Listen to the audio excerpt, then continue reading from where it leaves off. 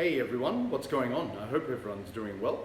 So I'm finally back with my responses to the contest which I created. So as I've mentioned previously, I was supposed to do this a while back, but there was some delay for various reasons.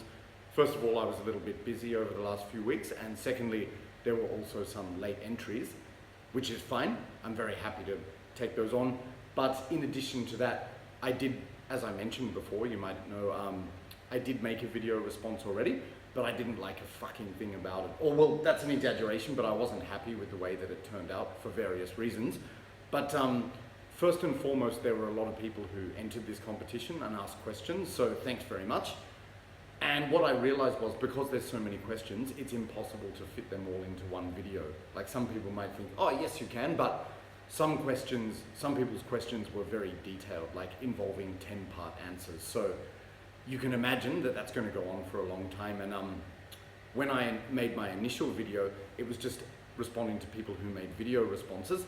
That in itself went for 1 hour, and I thought it's too long, people are going to get annoyed with that. So I took a suggestion from Mark from Wandering Soul's webzine, and what I'm going to do is break up my answers into half-hour episodes, just because I think people will lose concentration after half an hour. I don't want to babble on too much. So this contest response may go over 2 or 3 videos, but like I said, I don't want to exceed 30 minutes. So what I'm going to do today is start with the people who made video question responses. Obviously, they get priority because they made the effort to make a video. Not that the people who ask questions in the comments, I'm not saying your questions are less valuable, but I'm just giving priority to the video makers first, and we'll see how we go. So the time limit for today is half an hour. So once I get to roughly that point, I will stop, but rest assured, I will answer everybody's questions. And once I've answered everyone's questions, that's when I'll do the draw. So, and I might alternate between other videos. Anyway, been babbling for 2 minutes. Let's get to your interesting questions. So just to recap, yes, to celebrate 500 subscribers, I ran a contest saying I'll give viewers a chance to ask me 3 questions each and give any suggestions they may have for the channel. All right, so the first set of questions that I'm going to answer are from Mark from Wandering Soul's webzine. So you're obviously probably familiar with his channel. He's a great guy from the Netherlands, and he has a very successful channel himself. He ran a contest to this similarly, actually, a couple of years ago. So anyway, he's got a few questions for me, so we'll get into those. So he said, first of all, James, since you live in Thailand, what are some of your favorite Asian or Thai foods or dishes? And like, there are so many, I could mention a lot. And when I give my answer here, I'm only going to say the names of most of the dishes in English, because otherwise they won't mean anything to most people. But actually my favorite Thai food, Mark, is Isan food. So if people are not familiar, Isan is the northeastern region of Thailand. It's a very big rural area actually, and it borders a lot of Laos or Lao, however you say it, and also parts of Cambodia. So it's sort of rural agricultural area, but their food, it's very distinct. And so some of my favorite dishes from that region are, first of all, nam tok, which if you translate that literally into English, it means waterfall. But what it's really referring to is a spicy pork neck salad. It has onions, and it has this kind of brown sauce, which is like a gravy or like a soup, but it's very spicy, very delicious. So nam tok, or spicy pork neck salad. And they also have a lot of barbecue dishes like gayang, which is barbecued chicken, and catfish grilled on the barbecue as well.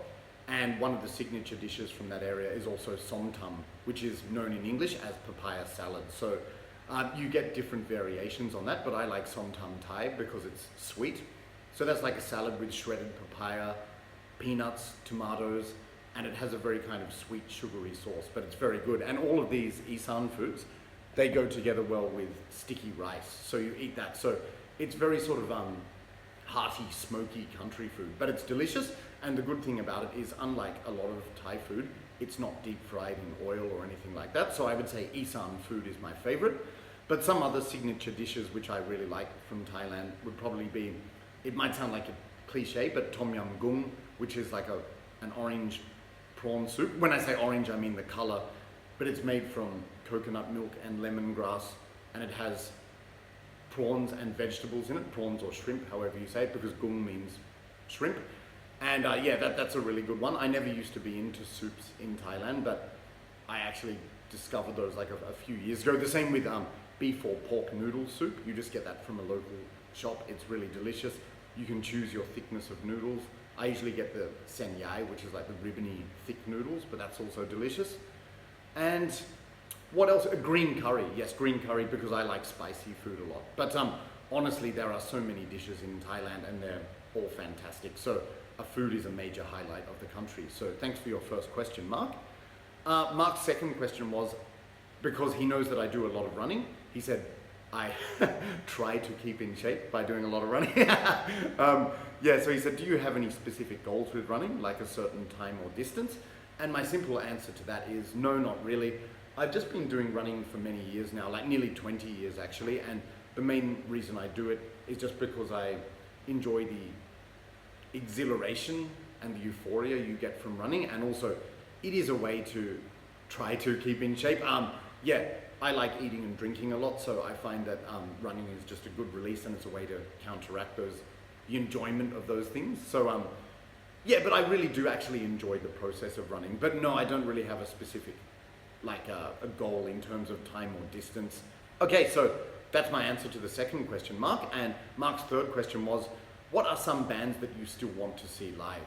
Wow, there are so many, honestly, but I can just give you a few. Like, these are sort of bucket list bands for me, which I've never seen, but I'd really like to. So first of all, Emperor, I'm a massive fan, but believe it or not, over all these years, I've never seen them live, so I really would love to one day.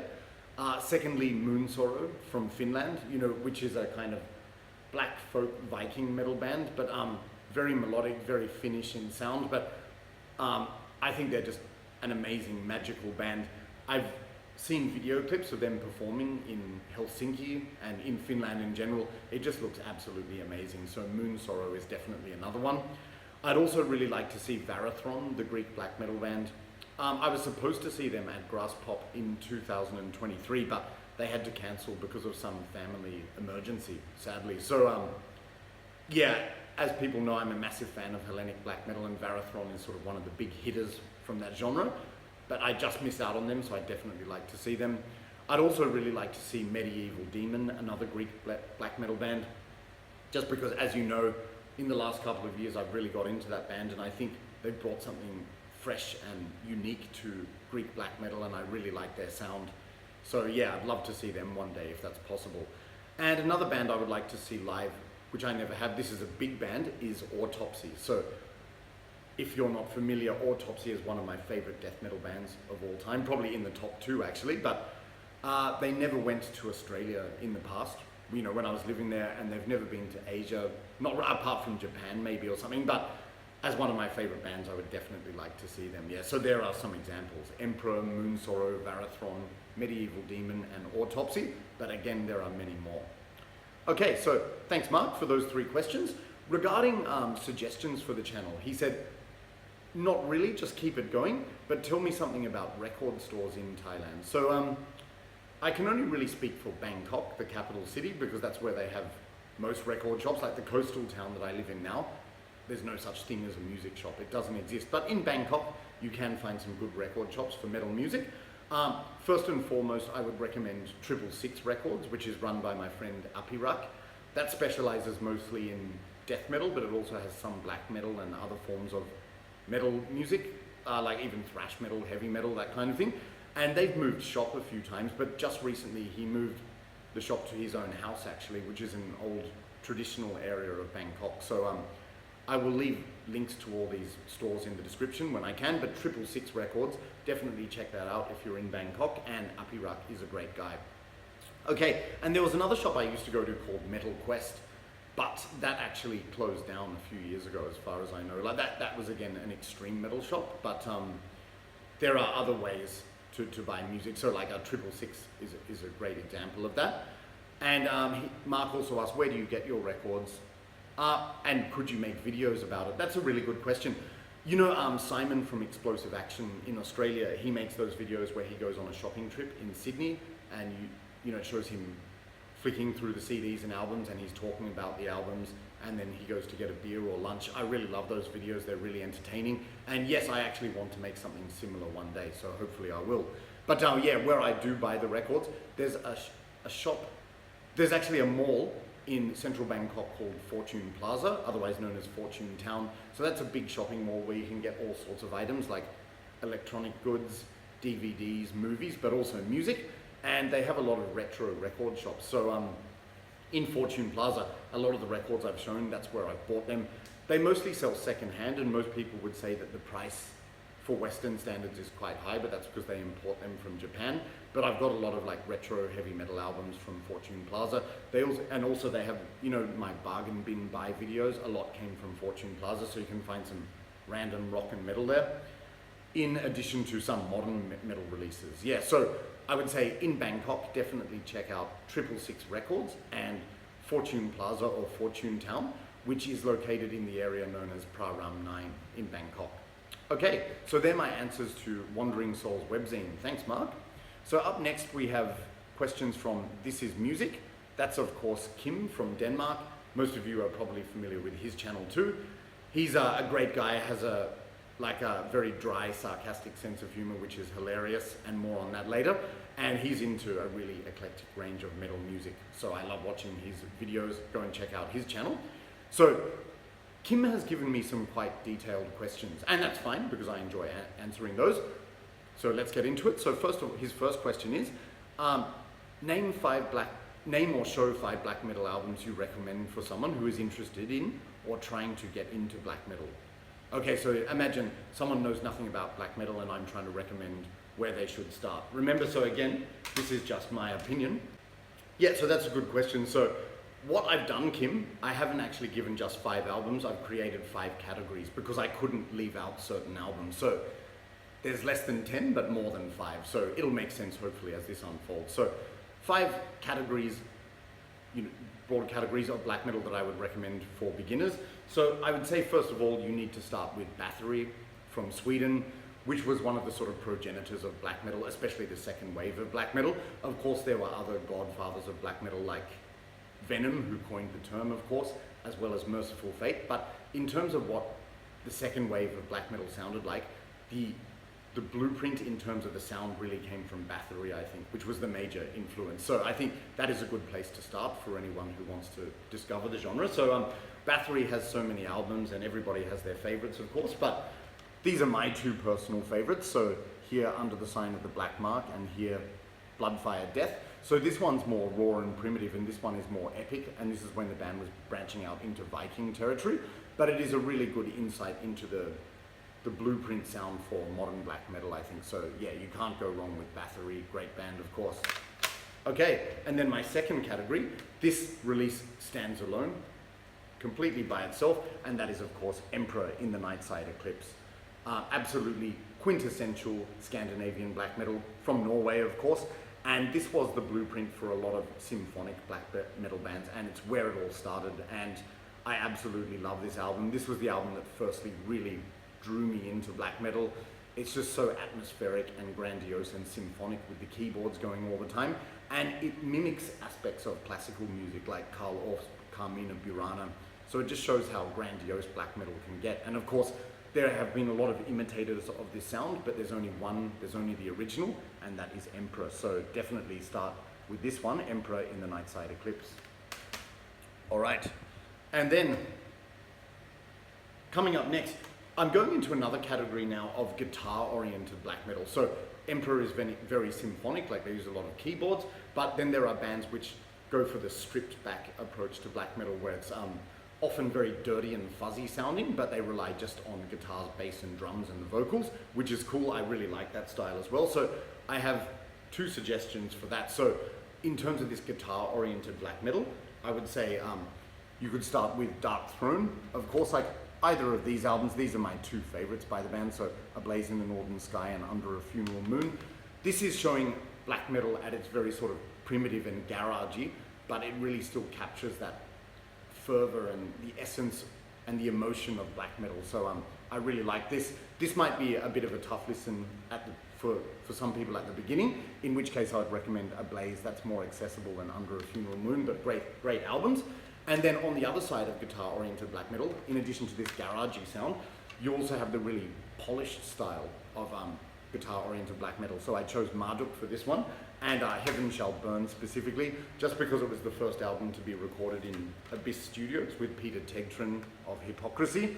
And this shows just how belligerent and violent and energetic black metal can get, yet still retaining a very polished sound in terms of production. But no keyboards were used, it's relying on guitars, bass, drums and vocals. It's extremely violent. So for guitar-oriented black metal, I would recommend checking out both of these subcategories. So the kind of deliberately garagey, dirty version, and also this very polished, belligerent version of guitar-oriented black metal. So Dark Throne, Ablaze, and Under a Funeral Moon, and Marduk, Heaven Shall Burn. All right.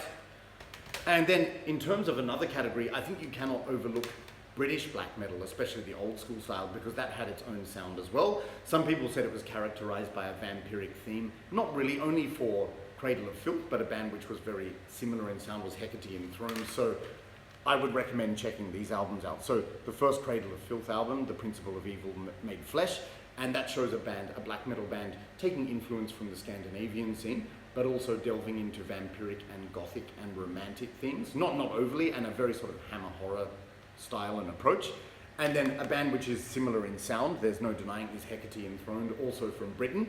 The only difference with this band was they didn't go in as much of a gothic and romantic direction. It was more just overt Satanism and not really talking about vampirism, but this is just absolutely quintessential, you could say symphonic British black metal, but just with the keyboard sounds and the screechy vocals, it really was a style of its own. So, and I can't recommend these two albums enough. Another really good Cradle of Filth album is Dusk and Her Embrace, but I would start with this one because it's the most primitive. So, Cradle of Filth, The Principle of Evil Made Flesh, and Hecate Enthroned, The Slaughter of Innocents, A Requiem for the Mighty. Okay, and my final category for black metal beginners to check out, you need to check out the Greek scene, the Hellenic scene, because that has a completely unique sound. So my idea of showing these categories is just to show you how broad and diverse black metal can get, in my opinion. So for the Hellenic scene, there's a few big hitters. So I would start with Rotting Christ or Necromantia. You could also start with Varathron. But yeah, these are two albums which I think are absolutely fantastic. So Necromantia's Crossing the Fiery Path and Rotting Christ, Thy Mighty Contract. So Greek black metal is characterized by a more sort of soulful, melodic and majestic sound, but again, it's just showing you how diverse black metal can be. So there you go, Necromantia and Rotting Christ, and maybe even Varathron for Hellenic black metal. Yeah, so as I said, my idea behind showing those 5 categories was just to give you a broad spectrum and insight into this genre, and I love all of those albums, so I would recommend starting with all of those. Okay, so good question, Kim. And his other part of the same question, see why I need to make multiple videos. He said, what are some albums that beginners should save for later? As in, it's not a good album to start with because it may be difficult to get into. So I have a few examples of that. First of all, Abruptum with Obscuritatem ad voco amplectere me. So this is a Swedish duo, was a Swedish duo, sorry, but this is a very tough listen, as Norwegian black metal cult put it, because it's not really structured black metal, it's just two individuals in the studio experimenting with dark, eerie sounds and actually subjecting themselves to torture through cutting and burning. So there's a lot of tormented screams and everything, but it's interesting, it's experimental, but really this is black noise rather than black metal. So even to some black metal aficionados, I think they would write this off as merely noise. But having said that, this was one of the first black metal or black metal related releases I ever heard, and I really enjoyed the dark atmosphere. But for someone who's a beginner, save this one for later. Yes, so Abruptum, Obscuritatem ad voco amplectere me. Another one I think beginners should save for later is this Burzum album, the debut. So Burzum, which was released in conjunction with the EP Aska, at least on my version. Of course, I really do like Burzum, and Burzum is one of the, I think, quintessential black metal bands in my opinion. I know a lot of people write them or him off, you know, because of who he is as a person. But in terms of the early albums, you have to admit they were very influential.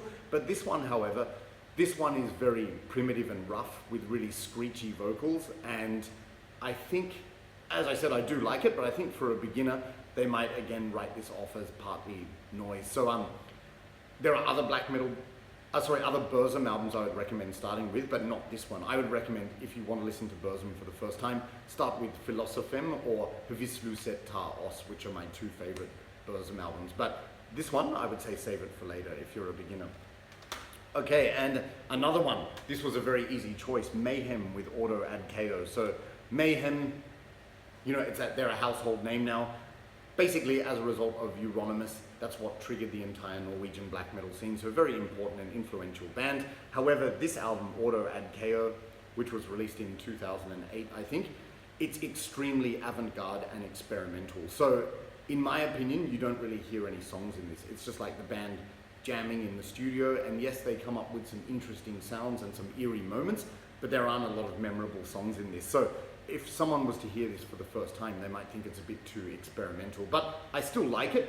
But all I'm saying is, with Mayhem, don't start with this album. And in fact, I would say probably don't start with any Mayhem albums, because they're very sort of experimental and off the wall. Not to say, obviously I love Mayhem, but even, for example, De Mysteriis Dom Satanas, I wouldn't start with that, because even when I heard that back in the day, the vocals didn't grab me initially, Attila's vocals, which were not that traditional black metal raspy style. They were more this kind of like dark opera bellow. And at first I didn't like it, to be honest, but then I did get into it in time. I think the one Mayhem album that you probably could start with if you're getting into black metal is Death Crush, because that's like a raw and primitive, but it's got that more sort of second wave of black metal sound, even though it was pre-second wave technically. But yeah, this one is way too experimental, so I'd leave this for later. And another one, yeah, Gorgoroth, Destroyer, which is this album. This was released in a 2-pack. This particular album by Gorgoroth, it's like black metal whittled down into a jagged splinter of oral hate. Cool for me, but like if your ear's not trained to this kind of music, you might find it very harsh, especially because it's very distorted in terms of the music and the recording quality and everything. I do really like the song Open the Gates. Like, it's got some primitive energy, but I think to a beginner it might just sound too harsh and abrasive to properly get into. But I would leave this one to later. It is still a good album, Gorgoroth Destroyer.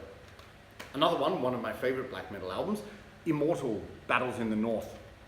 So this is the alternative cover, not the one with the two guys with the guitars on the front.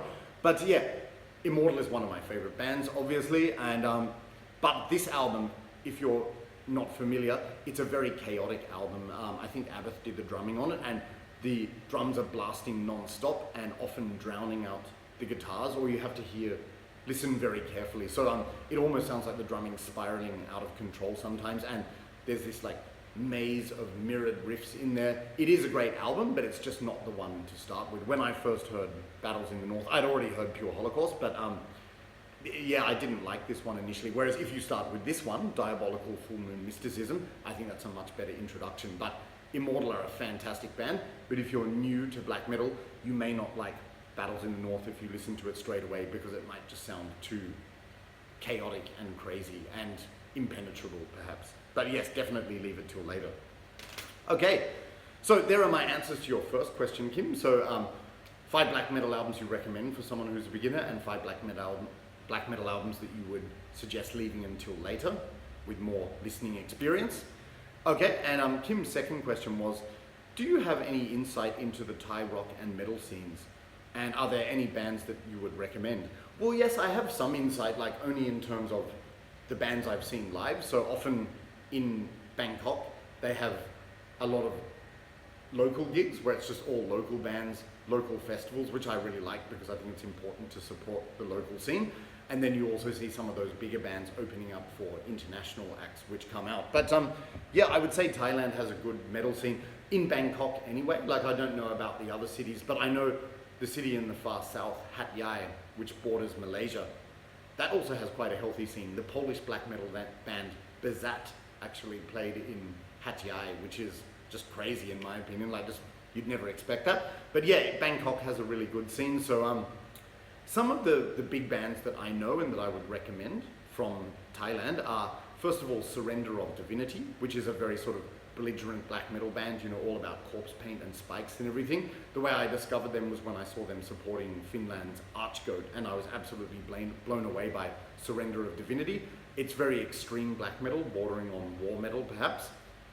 And the same with another band called Zygosis, which again is more like a little bit like black metal crossed with war metal, but Zygosis is another very extreme band. I've never seen them live, but they did support Incantation. I think I will eventually see Zygosis, you know, supporting a big band at some stage, definitely. Now, another really good band from Thailand is Savage Deity. That's kind of like a death thrash crossover. A lot of people have compared them to Old Morbid Angel, like Blessed Are the Sick, but they still have that kind of early Sepultura-esque thrashy element as well. So Savage Deity is a really good live band. Another band that I really like from Thailand is a band called Old Skull, which, as you can imagine from the name, they play old school death metal. So think of that sort of mid-paced to slow, really heavy, primitive death metal. Maybe a bit like aspects of Dismember, but yeah, Old Skull are a great band. I've seen them a couple of times and really enjoyed it. And also there's another band called Carnivola that's fronted by my friend Lakfar. He runs the Immortal Bar in Bangkok, and Carnivola, it's sort of, no, I wouldn't say a Sepultura tribute band, but Lakfar is a big fan of Sepultura and Soulfly, and I think they're influenced definitely by that. Like often that band just does Sepultura and Soulfly covers, but Carnivola style, it's a bit like sort of a death-tinged thrash. And Lakfar, the main guy behind the band, he's a big supporter of the metal scene in Thailand, and he runs his own bar, Immortal Bar, in Khao San Road in Bangkok. So yes, very influential band as well. So yeah, some examples there: Surrender of Divinity, Zygosis, Savage Deity, Old Skull, and Carnivola. Then Kim asked as question 3, what measures do you take to prevent injury when jogging? To be honest, Kim, I don't really. I'm sort of like the John Daly of running. So John Daly is of course the famous or infamous American golfer who was very successful at the game, but was renowned for his unhealthy lifestyle, like ate at McDonald's 5 times a day, smoked like a chimney, drinks like a fish. I don't smoke like a chimney, and I don't eat McDonald's 5 times a day. I don't drink too much, but what I'm getting at is, just like him, you know, he'd just get on there and play golf. It's the same with me when I go running. I just leave the house and go. I should stretch more, because stretching's important to avoid pulling muscles and that kind of thing. So, but I just never get around to it. Usually I'm keen to just get going.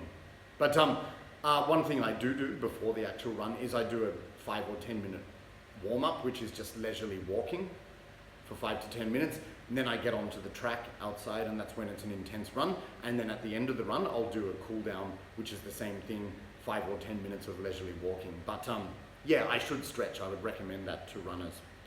Okay, and so there are Kim's 3 questions, quite detailed but really interesting.